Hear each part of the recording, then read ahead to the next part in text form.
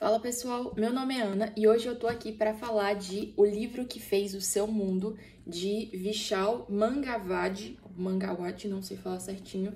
E esse livro ele é fantástico, eu tava aguardando o momento para vir aqui falar dele porque ele é gigantesco, não só em tamanho como em significado também. O Vishal é um filósofo cristão indiano, ele fala bastante sobre temáticas sociais, a sociedade dele, e ele já tem uns 30 livros publicados, mais ou menos. Ele é conferencista. E nesse livro em especial, ele fala... O livro que fez o seu mundo, ele está se referindo à Bíblia. E a forma como a Bíblia, os princípios cristãos, ou então a história bíblica de tornar a Bíblia acessível para as pessoas, influenciou na cultura ocidental de forma benéfica. E assim, de primeira, eu pensei assim, cara, que tanto de influência assim a Bíblia teve na nossa sociedade, no sentido das várias áreas que ele cita dentro do sumário. E eu pensei também que tinha uma grande chance desse livro ficar numa situação complicada de crítica cultural, porque é difícil você abordar de uma cultura, tem várias formas subjetivas de você avaliar uma cultura, se ela é mais avançada, se ela é menos avançada, mas eu vi que a parte mais rica do livro, pelo menos na minha opinião, é justamente o fato do Vishal ser indiano, dele ser da cultura oriental, dele estar em outro contexto e dele falar sobre mudanças que aconteceram no Ocidente e que não aconteceram lá por causa da Bíblia, por causa da cosmovisão, da religião, que são seguidas não só na Índia, como em países próximos.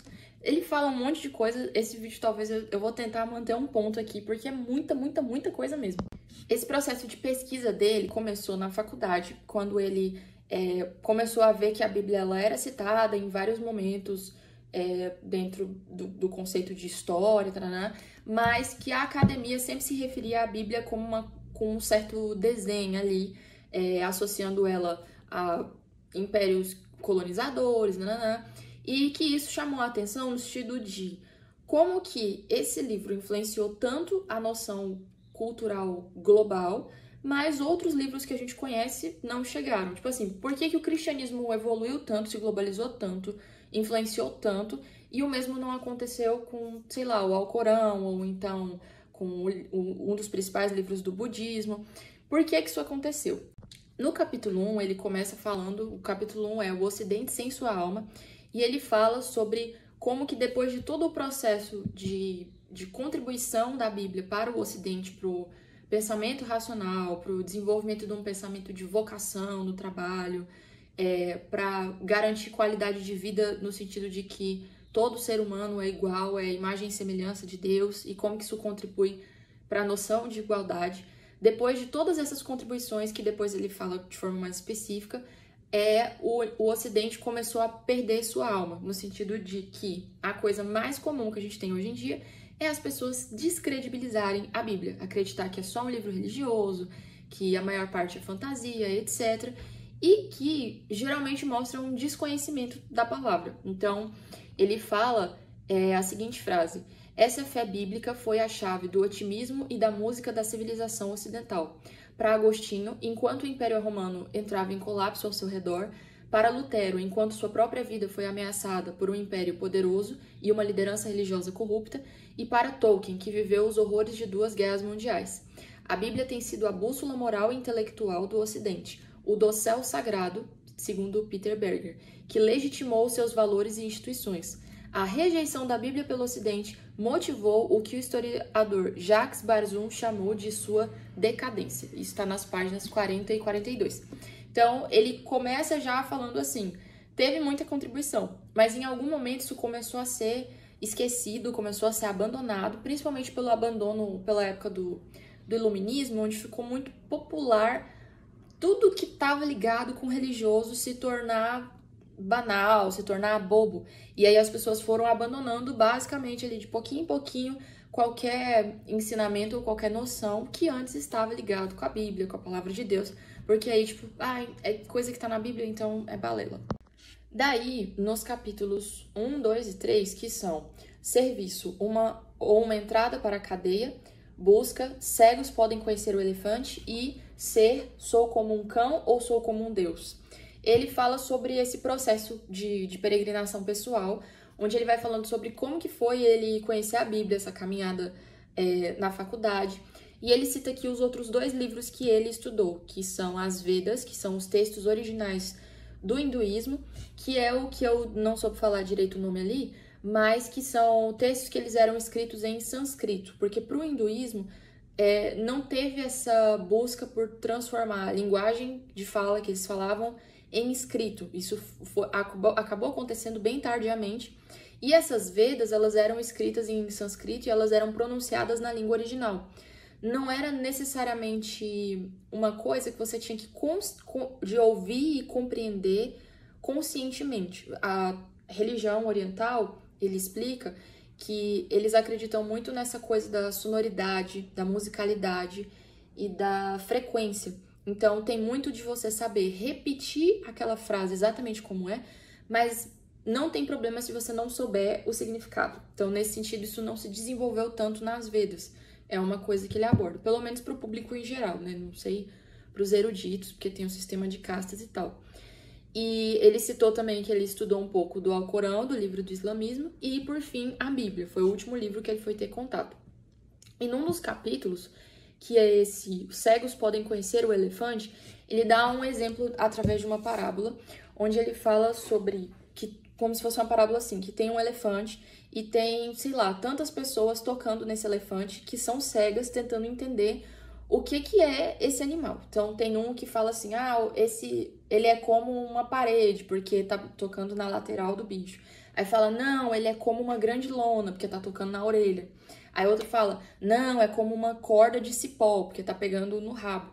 E aí ele fala que quando as religiões elas são muito subjetivas, ou quando qualquer filosofia, enfim, tem uma noção muito subjetiva de que não existe a verdade absoluta, é um cego conduzindo outro cego. Porque nenhum desses cegos que tá tateando o elefante tá errado. Para um ele vai ser uma parede, para outro ele vai ser uma lona, mas nenhum deles tem a noção geral do que é o elefante. Porque falta ter alguém com visão e compreensão da verdade para falar, o elefante é um animal, é um ser vivo, que tem uma parte que parece tal coisa, tem outra parte que parece tal coisa, mas ele não é uma parede, ele não é uma corda, ele é essa completude. E aí nisso ele usa uma referência que eu já vi no livro Não Tenho Fé Suficiente para Ser Ateu, do Norman Geisler, onde ele fala sobre a tampa do quebra-cabeças, que quando você vai montar um quebra-cabeça, você usa a imagem da tampa, a imagem geral, como referência para trilhar e encaixar as peças. E que a Bíblia, para o cristianismo e para o mundo, ela é a tampa do quebra-cabeça. Ela é essa referência para a gente ir juntando as pontas e descobrir qual que é a revelação geral. E ele fala isso na frase, se não houvesse luz, não haveriam os olhos. Se o intelecto não pode conhecer a verdade, talvez ele precise da luz da revelação. De fato, o intelecto não pode conhecer nada sem a revelação. A mim parecia que a existência do intelecto exigia uma existência anterior da revelação e da comunicação. Pensar em um conhecimento sem revelação é depositar a confiança nos olhos e, ao mesmo tempo, excluir a luz. Então, você vai ficar sem ter uma noção absoluta de verdade ou essa revelação divina de alguém que conhece mais sobre tudo. É como se você estivesse tateando cegamente, sem entender de verdade o que é essa revelação. Já no capítulo 5, ele fala sobre a noção de humanidade. E aí ele fala sobre a contribuição da Bíblia para definir o que é ser humano, o que é direitos humanos e até que ponto que a gente tem que se doar, se entregar para cuidar do nosso próximo. E eu não lembro se é nesse capítulo, eu acho que é no próximo, vou tentar reunir as coisas, quando ele vai falar também sobre noção de medicina. Ele fala sobre algumas experiências que ele teve dentro do trabalho social. Então, ele, como cristão, já crescido, maduro, junto com a esposa dele, ele ia em comunidades pobres para cuidar das pessoas que são pobres e tudo mais, pessoas que estavam doentes. E ele fala de como que o pensamento filosófico influencia na vida social das pessoas. E aí, assim, agora vai ser muito difícil de explicar isso, talvez sem parecer uma crítica ou parecer ofensivo, mas é a visão do cara que é indiano falando sobre o hinduísmo e sobre o que ele viu que aconteceu com a sociedade dele a partir disso. ele mostra sobre como a visão hinduísta de karma e de sistema de castas e tudo mais acabava inibindo o cuidado com esses menos favorecidos, porque basicamente tem uma noção de que existe um ciclo de reencarnação, digamos assim, e o que eu faço nessa minha vida vai influenciar em como eu vou para a próxima encarnação. E aí, nisso, quem nasce com uma doença é porque em algum momento da sua vida passada ela fez alguma coisa errada que faz com que ela seja punida reencarnando numa doença. Da mesma forma, tem as castas e tem as pessoas com mais dinheiro, com menos dinheiro. E não tem uma noção de evolução. Se você nasceu rico, é porque na sua encarnação passada você fez por merecer e agora você é rico. E se você nasceu pobre, é porque na sua encarnação passada você fez por merecer e você nasceu pobre. E aí ele conta uma situação de quando ele foi ajudar uma família que tinha uma filha que estava acamada, estava numa situação muito precária. E eles falaram assim, não, vamos no médico. Aí a moça falava, não, a gente não tem dinheiro. A gente fala, não, a gente paga. Aí falou, não, eu não posso sair da minha casa. Ela falou, não, a gente deixa alguém aqui, eu vou lá com você. Colocando várias dificuldades e sem entender muito bem por quê. E aí, a longo prazo, depois eles tiraram essa menina de lá, cuidaram dela, e quando ela retornou para casa, voltou à mesma situação.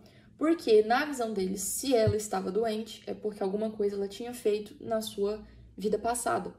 E isso se aplica na visão social de cuidado com o próximo de uma forma muito intrínseca, porque lá a cultura e a religião estão muito ligadas e a política também está muito ligada.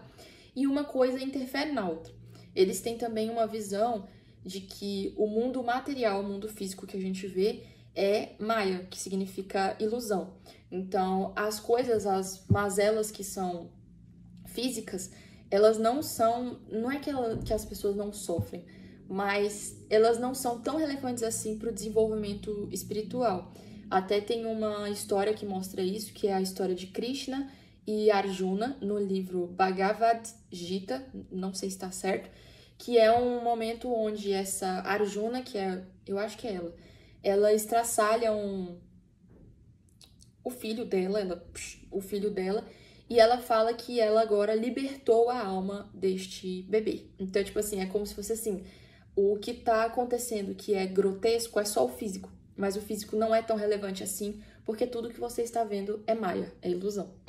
Aí ela cita assim, ó, o Ocidente se tornou uma civilização humana porque foi baseado sobre os preceitos de um mestre que insistiu que o homem é valioso. Jesus desafiou a falta de humanidade da cultura intelectual e religiosa do seu tempo, quando declarou que o sábado foi feito para o homem e não o homem para o sábado. O Ocidente se tornou humano porque os humanistas originais acreditavam que a encarnação e morte de Cristo definem o que é um ser humano. Mesmo agora, tendo rejeitado sua alma, o Ocidente não tem opção a não ser ver a individualidade e a dignidade humanas como ilusões, assim como fizeram os pais de Sheila, que é essa menina que eu contei da história. Isso está na página 101, e aí ele fala sobre como a noção cristã de que Deus escolheu vir para a Terra, se fazer humano e se entregar para morrer em nosso lugar, dá uma noção de humanidade, de que todos nós somos humanos. Aí você pode pensar, mas o que tem a ver essa visão com o cristianismo? Como que isso funciona? E aí ele fala que um dos principais diferenciais da Bíblia em comparação a outras religiões é essa visão de mundo e da separação do mundo ideal, do mundo físico e do que é terreno como ruim e espiritual como bom. E aí ele começou a falar sobre religiões diferentes que têm esse mesmo ponto de vista. Então ele cita o hinduísmo e o budismo, que falam muito sobre suprimir as emoções, sobre o cultivo do silêncio, sobre um pós-vida que é mais astral, e que na prática terrena, a parte de conduta moral ela fica muito subjetiva. E é por isso que a gente conhece, quando a gente vai conhecer a fundo, sei lá, Gandhi, aí você vai pesquisar sobre a história de vida do cara e aí tem, sei lá, envolvimento com criança, questões de casamento com mulher quando é muito nova, coisas assim que a gente fica assim, gente, isso é absurdo, o cara pregava a paz e como é que ele tinha isso nas práticas dele, sabe? E é justamente porque o código de conduta aqui, terreno, ele acaba não sendo tão claro porque é uma religião que preza pelo subjetivismo. Isso fica mais mais aberto. Outro exemplo é no Alcorão. Muitas das suratas, elas seguem... O Alcorão é como se fosse a história ali de um profeta, e muitas das suratas vão sendo modificadas conforme a vida desse profeta vai evoluindo. Então, tem um momento que o profeta queria casar com, sei lá, uma sobrinha, não lembro, tô citando um exemplo, mas eu não lembro certinho o que era. Mas ele queria casar com a sobrinha e a lei proibia essa atitude, mas ele queria muito. Aí ele tem uma revelação de que ele pode e isso se torna a surata, pipipi, pipipi. E aí, de repente, ele pode fazer isso. Subjetivismo, essa lei foi contradita porque ele recebeu uma revelação divina dizendo que ele podia. Esse pensamento de subjetivismo também aparece na noção greco-romana, quando a gente vê lá sobre o mundo das ideias, de Platão, de Sócrates e tudo mais. E na Bíblia a gente já tem um modelo diferente, porque a Bíblia ela é da cultura judaica e a parte mais importante dela para a cultura judaica é o Pentateuco, onde a gente tem Levíticos, onde a gente tem Deuteronômios. É uma grande parte de livros que são históricos, que carregam ensinamentos, e outra parte que é de legislação. Então, ele não está falando assim, o mundo terreno é ilusão. Então, o que acontece aqui não necessariamente é realidade. Não, ele está falando, se você furtar, isso é errado. Ponto. Não tem justificativa, não tem meia lei. Se você assassinar, está errado. Ponto. E aí até tem legislações que elas são muito duras, muito severas. Por exemplo, a lei mosaica ela é olho por olho, dente por dente. Então é tipo assim, você assassinou, você será morto, vida por vida. Mas era uma coisa que acabava inibindo a continuidade desse crime, no sentido de você pensar duas vezes, é muito sério, é vida por vida, isso não é banalizado. E para uma sociedade que estava no início do seu processo, isso foi um referencial muito bom, que influenciou nas nossas legislações, na nossa noção de direito, na nossa noção de propriedade, legislação. A lei mosaica, ela tem legislações em defesa das mulheres, em defesa dos escravos, em defesa das viúvas, que em outras culturas, como, por exemplo, o hinduísmo, que ele cita, se você nasceu mulher é porque você na vida passada fez alguma coisa errada, e aí você nasceu inferior. E aí? Como é que a gente faz? Então, é uma noção de legislação totalmente diferente. E aí ele mostra como que, no Ocidente, isso construiu uma coisa que caminhou para a noção de humanidade, de inteligência, de racionalidade, e em outras religiões, como a própria cultura dele, o subjetivismo acabou corroendo essa visão social. Quando fala de educação, ele não pode deixar de falar da reforma protestante e como que a reforma protestante contribuiu para a noção de educação pública. Esse é um dos meus temas, um dos temas que eu mais amo, porque por muito tempo Martinho Lutero, que é o pai da reforma protestante, foi conhecido também como o pai da escola pública. Porque pensa, ele estava dentro do contexto do catolicismo, ele percebe que o catolicismo estava se aproveitando de determinados textos e manipulando determinados textos para cobrar indulgências, fazer mau uso da igreja e da palavra. E aí ele começa a falar, não, peraí, as pessoas precisam saber o que a palavra fala de verdade. Para elas saberem, elas precisam ler a Bíblia. Para elas lerem a Bíblia, elas precisam saber ler e escrever. E aí começa esse processo deles educarem pessoas, deles traduzirem a Bíblia. A Bíblia antes ela estava acessível só no latim, e aí agora ela fica acessível no alemão, que no contexto deles era a linguagem popular. E ele fala também sobre como que a igreja ela sempre foi uma opositora da religião. Perdão, como que a igreja sempre foi uma opositora do governo, no sentido de que quando você tem uma noção mais ditatorial de que o presidente é Deus na Terra, dificilmente alguém pode contradizer o que ele está decidindo. E a igreja, ela foi uma força que veio, se equiparar com o Estado. Inclusive, outros pensadores modernistas, iluministas, em outros momentos, inclusive, citam isso como se fosse negativo, mas eu percebi que não é, de que a igreja, ela se torna um poder que está quase equiparado com o Estado e que pode bater de frente e falar, governador XYZ, você está fazendo isso errado e nós estamos ao lado do povo e você não pode fazer isso.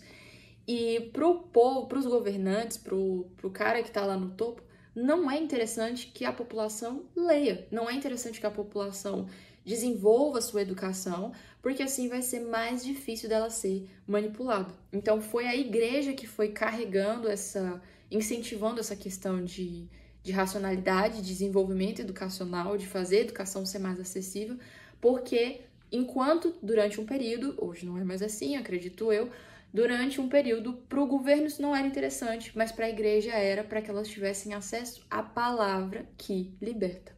Cara, maravilhoso. Outros pontos interessantes que ele falou é, por exemplo, sobre a revolução do milênio.